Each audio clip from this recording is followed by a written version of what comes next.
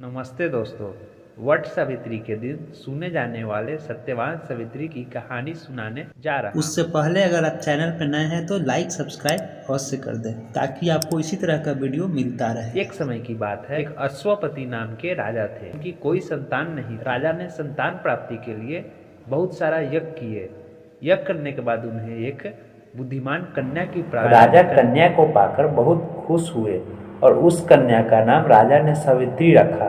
समय बीतता गया और सावित्री विवाह योग्य। एक दिन राजा ने सावित्री से कहा, बेटी अब तुम विवाह योग्य हो गई, स्वयं तुम अपने लिए योग्य वर की खोज करो। पिता की बात मानकर सावित्री कुछ मंत्रियों को लेकर स्वयं यात्रा पे निकल गई। रास्ते में जाते वक्त सावित्री ने अनेक ऋषियों और मंदिर होते हुए जंगल घूमकर वह फिर मंत्री के साथ अपने राजमहल की ओर लौट आई।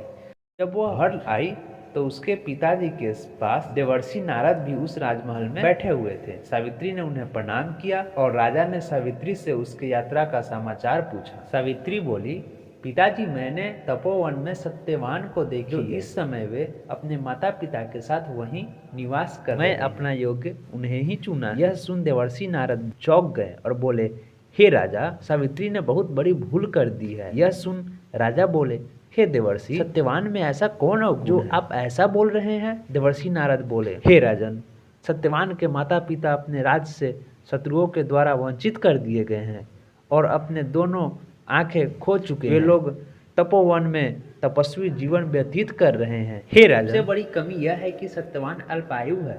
12 वर्ष की आयु में से अब उसके पास मात्र 1 ही वर्ष बचे हैं। इस बात को सुन राजा डर गए और बोले, हे पुत्री, तुम फिर से यात्रा पे निकलो और अपने लिए योग्य वर को ढूंढो। राजा की बात सुनकर के सावित्री बोली, पिताजी, कदापि मैं ऐसा नहीं करूंगी। नारी अपने मन में एक ही पति को धारण कर सकती है। वह बार बार किसी और पुरुष की कल्पना पति के रूप में नहीं कर सकती। चाहे जो भी, अब मैं शादी करूंगी तो सत्यवान से। पुत्री की हट के आगे राजा पिताजी अपने पति एवं सास ससुर के साथ वन में रहने लगे। जैसे जैसे समय बीतता जा रहा था, सावित्री का मन का भय बढ़ता जा रहा था।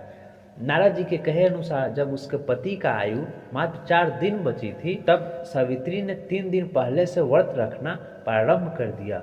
अंततः वह दिन भी आ गया जब सत्यवान की मृत्यु निश्चित थी। चौथे दिन जब सत्यवान लकड़ी लेने वन जाने लगा, तब सावित्री बोली, हे नाथ, मैं भी आपके साथ वन की लकड़ी लेने जाऊंगी। पर सत्यवान ने साथ जाने से मना कर दिया, परंतु वह सास ससुर से आज्ञा लेकर साथ साथ जंगल चली गई।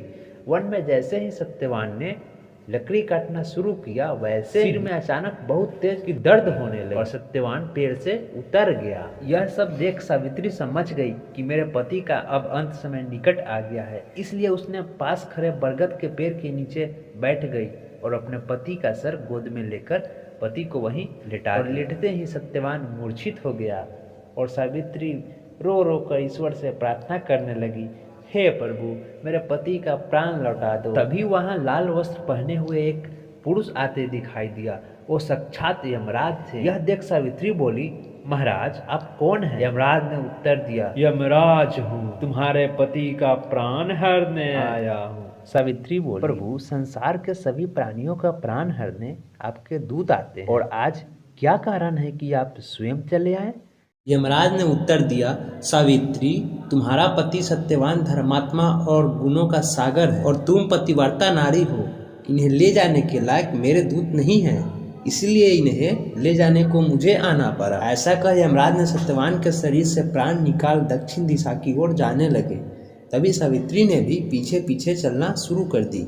यह देख यमराज बोले, तुम मेरे पीछे कहाँ आ रही हो? सावित्री बोली, मेरे पति जहाँ जाएंगे मैं भी वहीं जाऊंगी, यही मेरा धर्म है। यमराज के बहुत समझाने पर भी सावित्री नहीं मानी। सावित्री के पतिव्रता धर्म के निष्ठा को देखकर यमराज बोले, तुम अपने पति के प्राणों के बदले कोई भी वरदान मांग लो। यह सुन सावित्री ने अपने दृष्टिहीन सास ससुर की आंखें मांगी। यमराज ने तथास्तु कहा। फिर यमराज आगे जाने लगे। फिर से सावित्री उनके पीछे पीछे चल दी। तब यमराज ने कहा, एक और वर मांग लो और लौट जाओ। तब सावित्री ने अपने सास ससुर के खोए हुए राज्य को मांग लिया।